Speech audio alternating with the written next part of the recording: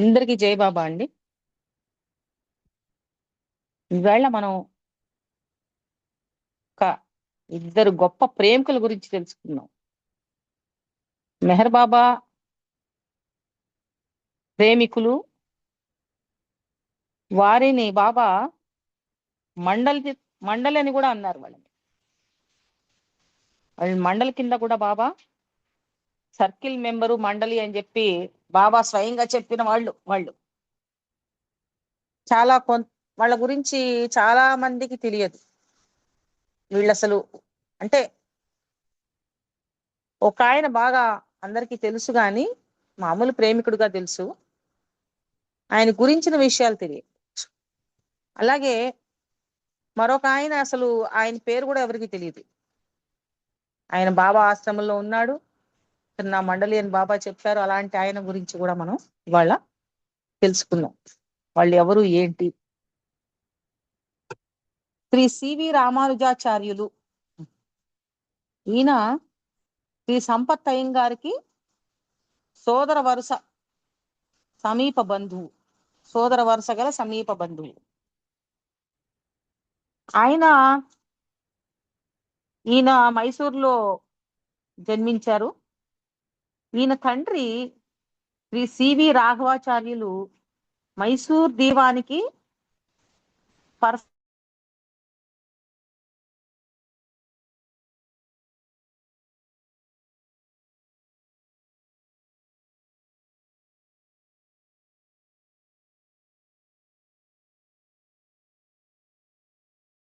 గారికి 3 సంవత్సరాల వయసులోనే ఈయన తండ్రి మరణించారు. ఆ మైసూర్ దీవానికి పర్సనల్ అసిస్టెంట్ గా పనిచేస్తున్న తండ్రి ఆయన పరమతి సాధించారు. అప్పుడు ఈయన వయసు కేవలం 3 సంవత్సరాలు. ఆ తర్వాత ఈయన తల్లి అన్నదమ్ములతో కలిసి మద్రాస్ వచ్చి అక్కడ స్థిరపడ్డారు. రామానుజాచార్యులు 1872లో పుట్టారు. 1891లో మెట్రికులేషన్ పరీక్ష అక్కడ ఆయన ఉత్తీర్ణుడయ్యాడు. అయితే ఆ తర్వాత మెట్రికులేషన్ తర్వాత చదవాలి అని చెప్పి ఎన్నిసార్లు రాసినా ఆయనకి ఎందుకోగలవు కానీ ఫలితం రాలేదు. ఫలితం లేకపోయింది. తప్పుతూ వచ్చాడు.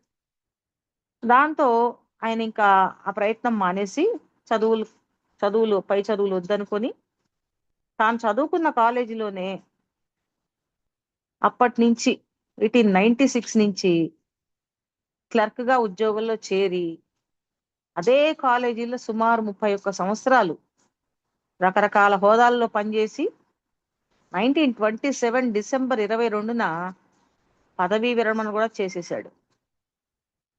ఉద్యోగం నుంచి రిటైర్ అయ్యాక మౌలి బడాయి సాహెబ్ అనే ఒక ముస్లిం మత గురువు దగ్గర మెడ్రాస్లోనే శిష్యరికం కూడా చేశాడు. ఈ ముస్లిం మత పెద్ద తనకు అనేక ఆధ్యాత్మిక విషయాలు చెప్పాడని, అవి తనను ఎంతో ఆకర్షించాయని కూడా ఈయన చెప్పారు. రామానుజాచార్యులు గారు చెప్తూ ఉండేవారు. శ్రీ సంపత్ అయ్యంగార్ గారే ఈ ముస్లిం గురువుని ఈయనకు పరిచయం చేశాడు. అయితే ఈ మత పెద్ద 1929లో తనువు చాలించాడు. ఈయనకి గురువు కింద ఉన్నటువంటి మత పెద్ద ఆయన శరీరం వదిలేయటం వల్ల నేను ఒంటరివాడిని అయిపోయాను, ఎవరైనా ఒక గొప్ప గురువు నాకు మళ్ళీ ఆయన సాన్నిధ్యం లభిస్తే ఆయన వద్దనే ఉండి మానవాళికి చేతనైనంత నిస్వార్థ సేవ చేసుకుంటూ నా శేష జీవితాన్ని గడుపుతాను అని చెప్పి ప్రతినిత్యం భగవంతుణ్ణి ప్రార్థించేవాడట. ఈయన ఆ రకమైన ప్రార్థన చేసేవాడట పరమాత్మకి, నాకు ఎవరినైనా గురువుని చూపించు తండ్రి, నేను అశేష జీవితం గడిపేస్తాను అక్కడే ఉండి సేవ చేసుకుంటూ అని చెప్పి. అలాగా మనసులో ఆయన పరమాత్మకి ప్రార్థన చేస్తూ ఉండేవాడు అని చెప్పి ఆయనే చెప్పుకున్నాడు, నేను ఇలా చేశాను అని. సరే, మరి ఇదంతా 29 నుంచి నడుస్తోంది ఈ రకంగా. ఆయన గురువు దూరం అయ్యాడు, ఇంకో గురువు కోసం వెతుకుతున్నాడు. ఈ సమయంలోనే నా ప్రార్థనలు ఆలకించినట్టు నాకు మెహర్ బాబాతో పరిచయం అయింది అని చెప్తాడు ఆయన. మెహర్ బాబానే నాకు గురువు, దైవం, తల్లి, తండ్రి, సర్వస్వం అని అని కూడా రాసుకున్నాడు ఆయన. మెడ్రాస్ లో ఉన్న మెహర్ ఆశ్రమంలో ఏకాంతంగా భగవద్ధ్యానంలో నిరంతరం బాబా నామస్మరణలో గడిపాను అని చెప్పి కూడా రాసుకున్నాడు. ఈయనకి పెళ్లి చేసుకోలేదు, భార్య పిల్లలు ఎవరు లేరు. సాక్షాత్తు బాబానే తన సర్వస్వం, తన దేవుడు, గురువు, దైవం అని చెప్పి నమ్మినవాడు. అయితే ఈయనకి మొట్టమొదటిసారిగా సంపత్ అయ్యంగార్ గారి కోరిక మేరకు మెహర్ బాబా 1930 మార్చి 1న మెడ్రాస్కి వచ్చారు బాబా.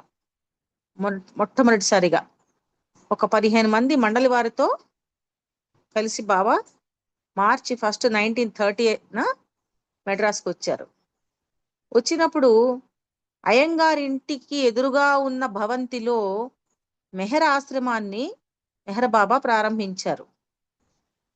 ఆ ఎదురుకుండా ఉన్న స్థలంలో ఆ మెహర్ ఆశ్రమం అని చెప్పేసి దానికి పేరు పెట్టారు బాబా.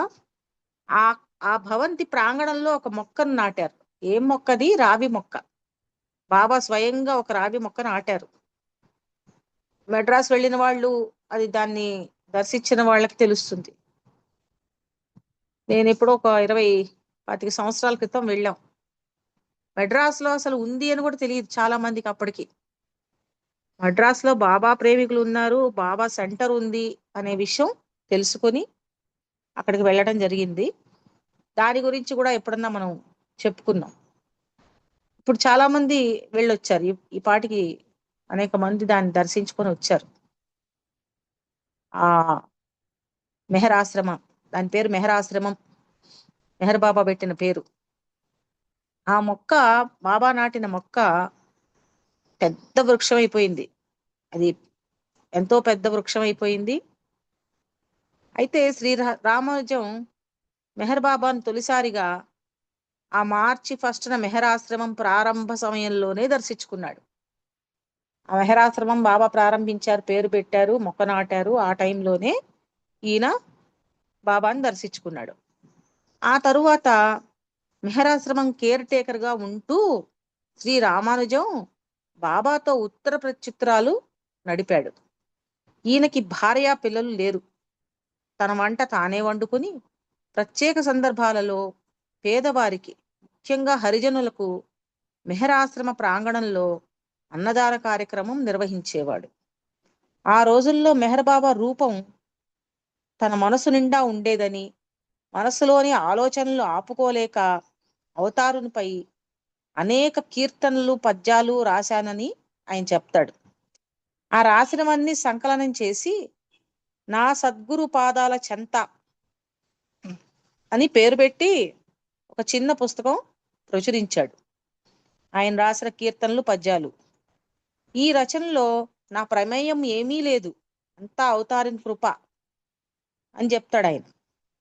1937 ఫిబ్రవరిలో నాసిక్లో ఏర్పాటు చేసిన బాబా జన్మదినోత్సవానికి హాజరు కమ్మని చెప్పేసి బాబా నుంచి ఆహ్వానం వచ్చింది ఈయనకి. 1937 మనకందరికి బాగా తెలుసు. నాసిక్ లో ఒక ఫిలిం కూడా ఉంది, బాబా బర్త్డే సెలబ్రేషన్. 10,000 మందికి అనుకుంటా సుమారు బాబా దానం చేశారు. ధాన్యము అవి మూట కట్టి. అప్పుడు వెస్టర్న్ ఉమెన్ మండలి కొంతమంది ఉన్నారు అక్కడ, మరి బాబా మండలి ఉన్నారు నాసిక్ లో. ఆశ్రమంలో కొన్నాళ్ళు వాళ్ళు ఉన్నారు, కొన్నేళ్ల పాటు. వచ్చి మొన్న మనం ఎలిజబెత్ ప్యాటర్సన్ చెప్పుకున్నప్పుడు కూడా ఆవిడ, వాళ్ళందరూ కూడా అక్కడ బాబాతో పాటు ఉన్నారు నాసిక్ లో. ఆ టైంలో ఈయనకి కూడా ఆహ్వానం వచ్చింది అక్కడికి రమ్మని చెప్పి. అప్పుడు రామానుజాచార్యులు నాసిక్ లోని బాబా జన్మదినోత్సవాలకు హాజరయ్యాడు. తన తిరుగు ప్రయాణంలో ఖేట్గాంలోని నారాయణ మహారాజ్ ఆశ్రమం, సాకోరిలోని ఉపాశ్రీ మహారాజ్ ఆశ్రమాలను కూడా దర్శించుకున్నాడు. నాసిక్ లో మెహర్ బాబాను దర్శించుకొని వచ్చిన రోజు నుండి త్వరలో బాబా చెంతనే తన శేష జీవితం గడపాలని బాబా ఆశ్రమంలో నిస్వార్థ సేవ చేసుకుంటూ గడపాలని తహతహలాడాడు. నాసిక్ నుంచి తిరిగి వచ్చాక సుమారు 1 నెల పాటు తన మనస్సు తీవ్ర ఆందోళనకు గురైందని, తెలియని ఆవేదన అనుభవించానని చెప్పి ఆయన రాసుకున్నాడు. ఇంకా ఆ బాధ తట్టుకోలేక ఒక రోజున బాబాకు టెలిగ్రామ్ పంపించాడు. ఏమని పంపించాడు? Feeling restless, pray for interview, awaiting orders. చాలా రెస్ట్లెస్ గా ఉంది బాబా, మీ ఇంటర్వ్యూ కావాలి, మీ ఆదేశాల కోసం ఎదురు చూస్తున్నాను అని చెప్పి పంపించాడు. ఆ మన్నాడే బాబా నుంచి తిరుగుటపాలో తక్షణం బయలుదేరి రమ్మని టెలిగ్రామ్ వచ్చింది. ఆ మన్నాడు వెంటనే బయలుదేరి నాసిక్ వెళ్ళి అక్కడి నుంచి బాబా బస చేసిన రాహురి వెళ్ళాడు. ఆ సమయంలో బాబా రాహురిలోని మస్తా ఆశ్రమంలో ఉన్నారు. బాబాను దర్శించుకుంటూనే ఆయనకు సాష్టాంగ ప్రణామం చేశాను. బాబా నాతో మాట్లాడుతూ, ఏంటి నీ సమస్య అని అడిగారు. నా ఈ దేహం ఉన్నంత వరకు నీ నీ సమక్షంలో సేవ చేసుకోవాలని ఉంది బాబా అని నా మనసులో ఉన్నది బాబాకు చెప్పాను. బాబా సంతోషించారు అని చెప్పి ఆయన తన రచనలో రాసుకున్నాడు, తన స్వీయ రచనలో రాసుకున్నాడు. బాబా అన్నారట వెంటనే, you have come at a very good time. Yes, you come and join me at once. You will see and know who I am అని చెప్పి బాబా చెప్పారు. నువ్వు సరైన సమయంలో వచ్చావు, తక్షణం నా ఆశ్రమంలో వచ్చి చేరు, నేనెవరో నీకు తెలుస్తుంది అని చెప్పారు బాబా. ఇదంతా ఎప్పుడు జరిగింది? 1937 ఏప్రిల్ 11. ఆ వెంటనే మెడ్రాస్కు తిరిగి వచ్చి అక్కడున్న బంధనాలన్నీ అప్పగించుకొని మే 5న తిరిగి మెహరాబాద్ బాబా ఆశ్రమానికి తను చేరుకున్నాడు. మండలి సభ్యునిగా చేరాడు. మస్తుల ఆశ్రమంలో ప్లీడర్ బైదులతో కలిసి పని చేయమని బాబా ఆదేశించారు. మనకి తెలుసు కదా, ప్లీడరు మస్తుల్ని సేవ చేయమని చెప్పి ప్లీడర్కి చెప్తే బైదులు ప్లీడరు వాళ్ళతో కలిసి ఈయన కూడా పనిచేశాడు. ఈయన వాళ్ళతో మండల సభ్యునిగా చేరాట. బాబా ఈయన్ని స్వామీజీ అని పిలిచేవారు. బాబా బెంగళూరులో ఉన్నప్పుడు కూడా మస్తుల సేవలో తరించాడు. బాబా ఈయనకి మస్తుల సేవను అప్పగించారు. తనతో పాటు బెంగళూరు తీసుకెళ్లారు బాబా. కొన్ని సందర్భాలలో మస్తుల అన్వేషణలో ఆది సీనియర్తో కలిసి కూడా వెళ్ళేవాడు. ఇదంతా ఈయన చేసిన పనులు అనమాట. తన స్వీయ రచనలో బాబా గురించి ఇలా రాసుకున్నాడు, రామానుజాచార్యులు ఇలా రాసుకున్నాడు. మెహర్ బాబా సాక్షాత్తు ఈ యుగావతారుడు, మానవ రూపం ధరించిన భగవంతుడు. ఆయన ఈ మానవాళిని ఉద్ధరించడానికై వచ్చాడు. ఆధ్యాత్మిక జిజ్ఞాసువులందరినీ ఉద్ధరించడానికే ఆయన వచ్చాడు. ఆయన ఎడల నా మనసు ప్రేమతో నిండిపోయింది. ఆయనే నా గురువు, నా కాంతి, నా శ్వాస, నా సర్వస్వం. నా సర్వస్వం ఆయన పాదాల చెంత ఉంచాను. ఆయనలోనే నాకు సర్వస్వం లభిస్తున్నాయి. నాకు రేపు అనే ఆలోచన లేదు. నా పూర్వజన్మ సుకృతం వల్ల అవతార్ మెహర్ బాబా పరిధిలోకి రాగలిగాను. ఆయన ప్రేమావతారుడు, ఆయనకు నా ప్రణామములు అని చెప్పి రాసుకున్నాడు ఆయన. 1941 ప్రాంతంలో బాబా వారి ఆదేశాల ప్రకారం తిరిగి మెడ్రాస్ చేరుకుని బాబా వెనక్కి పంపించేశారు 41లో అతన్ని. 37 నుంచి 41 వరకు మాత్రమే ఉన్నాడు అనమాట. శ్రీ సంపత్ అయ్యంగార్తో కలిసి సైదాపేటలో ఉన్నాడు. బాబా నామ వ్యాప్తిలో భాగంగా దక్షిణ భారతంలో పలు ప్రదేశాల్లో తిరిగి 1941 మే 10న రామానుజాచార్యులు మద్రాసుకి తిరిగి వచ్చాడు. సంపత్ అయ్యంగార్ ఇంట ఉంటూనే 1941 జూన్ 4న 69 సంవత్సరాల వయస్సులో బాబా నామస్మరణతో తుదిశ్వాస వదిలాడు. బాబాకు ఈ విషయాన్ని తెలియజేస్తే బాబా మళ్ళీ పంపిన సమాధానం ఏమని పంపారు బాబా? Nobody need feel sad but rather glad because Ramanujam has come to me. Ramanujam నన్ను చేరుకున్నాడు, ఎవరూ చింతించాల్సిన పని లేదు, ఎందుకంటే అతను నన్ను చేరుకున్నాడు అని చెప్పి మెహర్ బాబా మళ్ళీ టెలిగ్రామ్ పంపించారు. 1944 డిసెంబర్ 23న మెహర్ బాబా, ఎందుకంటే ఈయన గురించి చెప్పుకుంది ఇవాళ ఆయన తుదిశ్వాస వదిలిన రోజు ఒకటిను, ఆయన ఎంత ముఖ్యుడో ఇక్కడ తెలుస్తోంది. ఇప్పుడు నేను చెప్పబోయే విషయం వింటే తెలుస్తుంది. ఈయన 41లో వెళ్ళిపోయాడు, బాబాలో కలిసిపోయాడు. 44 డిసెంబర్ 23న మెహర్ బాబా ప్రేమికుల మెమోరియల్ టవర్ నిర్మాణ సమయం, అంటే ఆ శంకుస్థాపన సమయంలో కూడా బాబా తన ప్రీతమ స్వామీజీని గుర్తు చేసుకున్నారట. ఈ స్వామీజీని గుర్తు చేసుకున్నారు బాబా ఆ టైంలో, ఆ మెమోరియల్ టవర్ శంకుస్థాపన చేసే టైంలో 1944లో బాబా తన ప్రేమలో సేవలో తరించిన వారి పేర్లు రాసి, ప్రాధాన్యత క్రమంలో రాసి ఆదికే ఇరానీకి 1951లో పంపించారు. ఆ క్రమంలో స్వామీజీ గారి క్రమ సంఖ్య 13. ఈయన 13వ వాడు. బాబా రాసిన పేర్లలో క్రానలాజికల్ ఆర్డర్లో ఈయన 13th నేమ్ అనమాట. ఇది 1967లో ప్రతి ప్రేమికుని గురించి మాట్లాడుతూ ఒకసారి బాబా మాట్లాడుతూ వీళ్ళందరి గురించి, ఈ ప్రేమికులు ఎవరైతే నన్ను సేవించి తరించిన వారి పేర్లు అనమాట, క్రమ సంఖ్య 13 గురించి ప్రస్తావిస్తూ స్వామీజీ ఈజ్ వేదిక్ పండిత్ అని చెప్పి బాబా అన్నారు. స్వామీజీ రామానుజాచార్యులు ఈజ్ వేదిక్ పండిత్ అని చెప్పి బాబా స్వయంగా 67లో కూడా తలుచుకున్నారు. ఇతను ఎప్పుడో 41లో వెళ్ళిపోయాడు. 44లో మెమోరియల్ టవర్ శంకుస్థాపన సమయంలో తలుచుకు 51లో నేమ్స్ రాసి ఆదికేయరానికి ఇచ్చారు. ఇచ్చినప్పుడు అందులో 13 నెంబర్గా ఈయన పేరు రాశారు బాబా. అలాంటి ఈయన అవతారి సమక్షంలో, ఆయన సేవలో, ఆయన ప్రేమలో తరించిన శ్రీ రామానుజాచార్యులు గారు ఎంతటి అదృష్టవంతుడో, ఎంతటి ధన్యుడో మనకి అర్థమవుతుంది. బాబా స్వయంగా ఆయన తలుచుకుంటూ ఉండేవారు. అయితే ఇక్కడ ఈయనకి అన్నగారి వరుస అవుతారు జస్టిస్ సంపత్ అయ్యంగార్. ఆయన గురించి కూడా కొంచెం మనం తెలుసుకుందాం ఇవాళ. ఆయన పేరు అందరికీ తెలుసు. మెడ్రాస్లో బాబాను ఆహ్వానించాడు అనేక సార్లు. బాబా మెడ్రాస్ వచ్చినప్పుడల్లా ఆయన ఇంట్లో ఉన్నారు, అంతవరకు అందరికీ తెలుసు. ఇంకేమన్నా కొన్ని విశేషాలు మనం చూద్దాం. సివి సంపత్ అయ్యంగారు మెడ్రాస్ జ్యుడిషియల్ సర్వీస్లో పనిచేశారు. 1927లో అప్పటి మెడ్రాస్ రాష్ట్రంలో భాగంగా ఉన్న గుంటూరు జిల్లా సబ్ జడ్జిగా ఉన్న సమయంలో అవతార్ మెహర్ బాబా గురించి తొలిసారిగా ఆ నోటా ఈ నోటా విన్నారు. అప్పటి నుండి ఆయన మెహర్ బాబాతో ఉత్తర ప్రత్యుత్తరాలు జరిపారు. సంపత్ అయ్యంగారు తాను మెహర్ బాబా పరిధిలోకి ఎలా వచ్చారో తెలియజేస్తూ ఆయన స్వీయ రచన ఏప్రిల్ 1931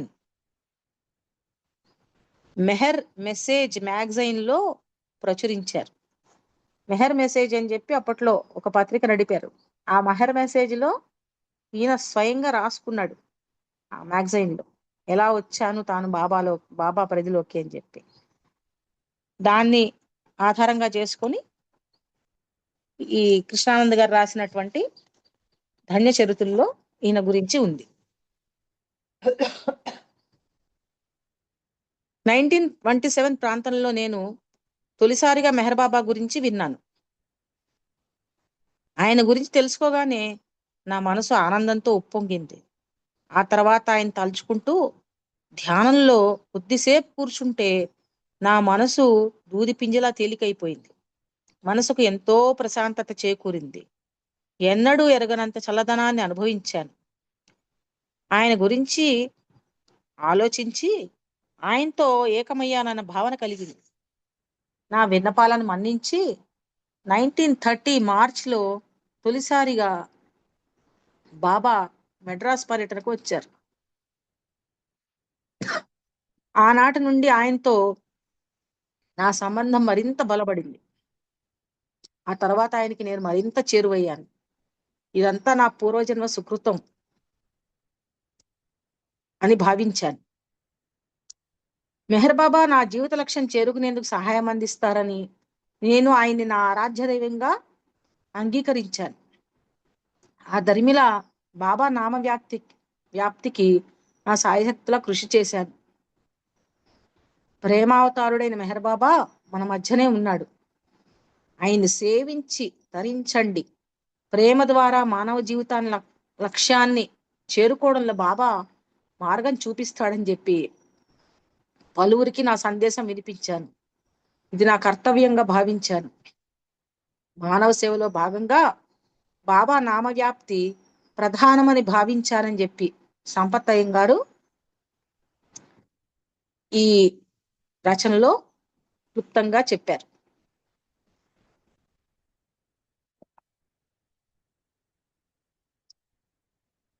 దక్షిణాదిన ఈయన తొలి ప్రేమికుడు. దక్షిణ భారతం నుండి వచ్చిన ప్రీతముని తొలి శిష్యునిగా సంపత్ అయ్యంగారు ప్రఖ్యాతి. 1929 సంవత్సరం నుండి మెహర్ బాబాను మెడ్రాస్కు విచ్చేసి స్థానికులను ఆశీర్వదించవలసిందిగా శ్రీ సంపత్ అయ్యంగారు కోరుతూ వచ్చాడు. 29 నుంచి మొదలుపెట్టాడు ఆయన. ఆయన కోరిక మేరకు మెహర్ బాబా తన మండలి వారితో కలిసి 1930లో తొలిసారిగా మెడ్రాసు విచ్చేశారు. తాను ఎంతో కాలంగా ఎదురు చూస్తున్న అవతార దర్శనం అయ్యంగారు తొలిసారిగా మెడ్రాస్లో చేసుకున్నాడు. ఆనాడు మెహర్ బాబాకు ఆయన బృందంలోని వారందరికీ అయ్యంగారు తన ఇంట్లోనే ఆతిథ్యం ఇచ్చాడు. అయ్యంగార్ గారి ఇల్లు మెడ్రాస్ మహానగరంలో బ్రాహ్మణ్ వీధి సైదాపేట లోకల్ రైల్వే స్టేషన్ దగ్గరలో ఉంది. బాబా ఆయన ఇంట 3 రోజులు బస చేశారు. బాబా వారింట బస చేసిన పిదప వారింటికి వారు మెహర్ భవన్ అని పేరు పెట్టారు. ఆ ఇంటికి ఎదురుగా ఉన్న వారి మరో సొంతింటికి మెహర్ ఆశ్రమం అని బాబా పేరు పెట్టి అది మెహర్ బాబా కేంద్రంగా ప్రకటించారు. అయ్యంగారి గారి కోరిక మేరకు మెహర్ బాబా ఆ కేంద్రాన్ని ఆయనే అడిగాడు ఆ విధంగా చెయ్యమని. సో ఆ విధంగా బాబా ఆ కేంద్రాన్ని ప్రారంభించారు. ఈ మెహర్ ఆశ్రమాన్ని బాబా సేవలకు బాబా ప్రేమికులకు అంకితమిస్తున్నా అని చెప్పి అయ్యంగార్ గారు ప్రకటించారు. ఈ ఆశ్రమ ప్రాంగణంలోనే మెహర్ బాబా ఒక రావి మొక్కను నాటారు. అది నేడు మహా వృక్షంగా మారింది. ఆ తర్వాత మెహర్ బాబా గొప్ప ప్రజాదర్శనాన్ని మెడ్రాస్ నగరంలో ఏర్పాటు చేశారు. ఎందరో స్థానికులు బాబాను ఆ రోజున దర్శించుకున్నారు. 1931లో అయ్యంగారు కర్నూలు పట్టణానికి బదిలీపై వెళ్ళారు. మెహర్ బాబా ఏకాంతవాసంలో ఉండి కూడా కర్నూలులో ఉన్న అయ్యంగార్ గారి ఇంటికి బాబా వెళ్ళారు. బాబా ఆయన ఇంట బస చేశారు. ఆ సమయంలో బాబా పెద్ద గడ్డంతో ఉన్నారు. కర్నూలులో ఉండగానే బాబా తన గడ్డాన్ని గీశారని అయ్యంగార్ రచనల వల్ల తెలుస్తోంది. ఆ తర్వాత బాబా ఇక్కడి నుంచి ఆగస్టు 8న కరాచీకి బయలుదేరి వెళ్ళారు. అయ్యంగార్ న్యాయమూర్తిగా పదవీ విరమణ చేసేందుకు ముందుగా యూరోప్లో కొద్ది రోజులు పర్యటించి అక్కడ కూడా మెహర్ బాబా ప్రేమికులను కలుసుకున్నారు. అయ్యంగార్ గారు మాట యూరోప్ వెళ్ళారట. వెళ్ళి అక్కడ ప్రేమికులను కూడా కలుసుకున్నారు. అలాగే బాబా గురించి పలువురికి తెలియజేసే ప్రసంగాలు చేశారు.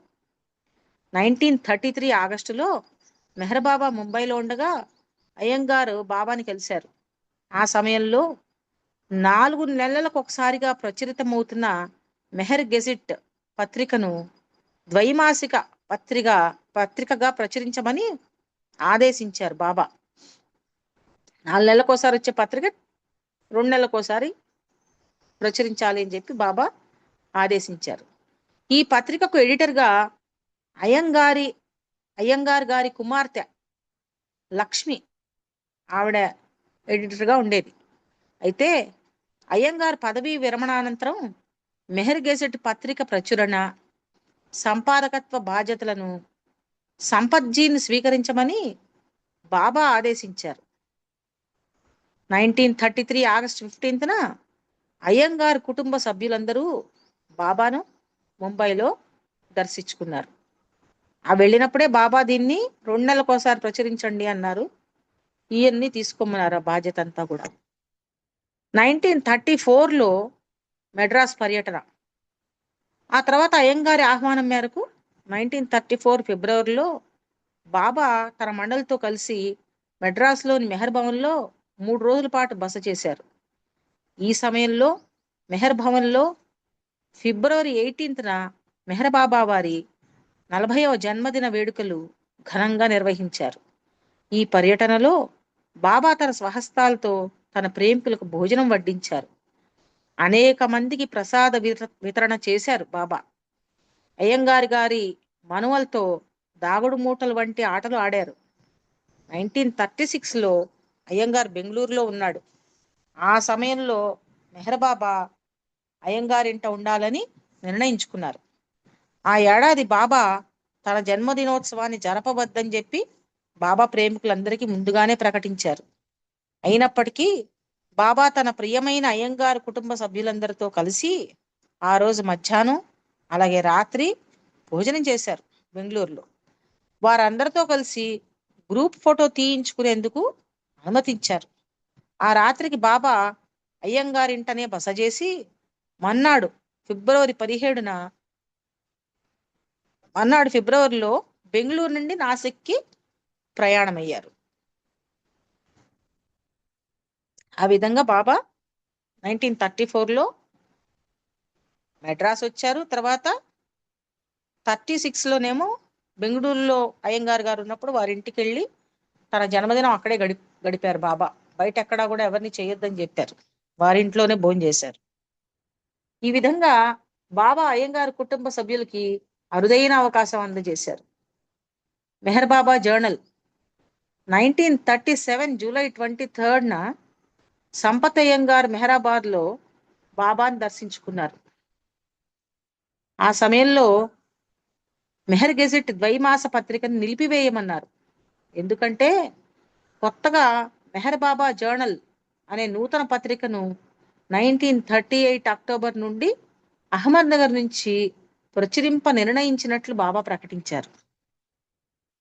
సో ఈ 37లో బాబా ఏమన్నారంటే మెహర్ గెజెట్ ఆపేసేయండి, ఎందుకంటే ఇక్కడి నుంచి అహ్మద్నగర్ నుంచి 1938 అక్టోబర్ నుంచి మెహర్ బాబా జర్నల్ అనే పత్రికను ఇక్కడి నుంచి ప్రచురింపజేస్తున్నాము అని చెప్పారట.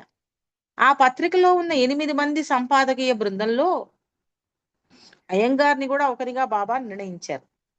మెహర్ బాబా జర్నల్ కి కూడా ఈయన్ని వన్ ఆఫ్ ద ఎడిటర్స్ కింద. 1939 డిసెంబర్ 17న మెహర్ బాబా విశ్వ ఆధ్యాత్మిక కేంద్రం భైరమంగళలో బాబా శంకుస్థాపన చేశారు. ఆనాడు ఏర్పాటు చేసిన సమావేశంలో బాబా వారి సందేశాన్ని చదివి వినిపించే అవకాశం అయ్యంగార్ గారికే ఇచ్చారు. ఆ తర్వాత బాబా వారి ప్రేమతత్వంపై అయ్యంగారు ఆయన కుమార్తె లక్ష్మి ఇద్దరూ ప్రసంగించారు. 1943 జూన్ 29న శ్రీ సంపత్ అయ్యంగార్ అకస్మాత్తుగా మెడ్రాస్లోని తన స్వగృహంలో తుదిశ్వాస వదిలారు.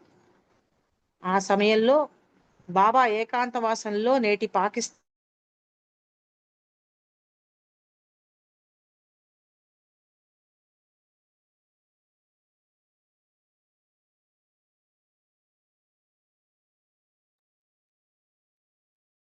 ఏవో సౌండ్ రావట్లేదండి. Me in infinity, Iyengar has joined me in infinity అని చెప్పి బాబా టెలిగ్రామ్ ఇచ్చారట. ఈ రకంగా ఈయన కూడా ఈ సంపత్ అయ్యంగారు కూడా చాలా గొప్ప వ్యక్తి. ఈయన అయ్యంగార్లు అంటే ఎంత సాంప్రదాయం, ఎంత వాళ్ళు మడులు తడులు అట్లాంటి ఆ బ్రాహ్మలు తమిళ్ బ్రాహ్మిన్స్ అట్లాంటి వాళ్ళు బాబాను సాక్షాత్తు విష్ణుమూర్తిగా వాళ్ళు చూశారు, ఆరాధించారు. అలాంటప్పుడు వాళ్ళ బంధువర్గంలో ఎంతటి వివక్ష ఉంటుందో, అందరూ ఎలాంటి మాటలు అని ఉంటారో మనం చెప్పాల్సిన పని లేదు. అయితే ఎవరెన్ని మాటలన్నా, ఎవరెంత చెప్పినా ఆయన మనసులో ఈయనే సాక్షాత్తు విష్ణుమూర్తి అని చెప్పి నమ్మినటువంటి వాడు సంపత్ అయ్యంగారు. అయితే బాబా ఇక్కడ చూడండి, సంపత్జీని ఎన్నిసార్లు స్మరించుకున్నారో బాబా తెలుస్తోంది. మెహర్ బాబా 1944 డిసెంబర్ 24న మెహరాబాద్ లో, ఈయన ఇప్పుడు మనం ఇప్పుడే చూసాం 43లో 43 జూన్ 29న ఈయన బాబాలో ఐక్యమయ్యాడు. బాబా 1944 డిసెంబర్ 24న మెహరాబాద్ లో, 51 డిసెంబర్ 24న డెహ్రాడూన్ లో, 53 ఏప్రిల్ 10 ముస్సోరీలో, 53 జూన్ 19 డెహ్రాడూన్ లో, 57 నవంబర్ 20 మెహరాజాద్ లో మెహర్ బాబా తన ప్రియతముల్ని, తనను విడిచి తనలో ఐక్యమైన వారిని అందరినీ బాబా స్మరించారు. వారందరిలో సంపత్ అయ్యంగారు కూడా ఒక ముఖ్యమైన ప్రేమికుడు. బాబా ఆయన్ని కూడా తలుచుకున్నారు అనేక సార్లు. ఆయన వెళ్ళిపోయాక, ఆయన తనలో ఐక్యమైపోయాక ఆ ప్రేమని బాబా అనేక సార్లు స్మరించుకున్నారు. అలాగే 44 డిసెంబర్ 23న మెహర్ బాబా ప్రేమికుల మెమోరియల్ టవర్ నిర్మాణ సమయంలో కూడా బాబా తమ ప్రియతమ అయ్యంగారిని గుర్తు చేసుకున్నాడు. బాబా తన ప్రేమలో సేవలో తరించిన వారి పేర్లు ప్రాధాన్యతా క్రమంలో రాసి ఆదికే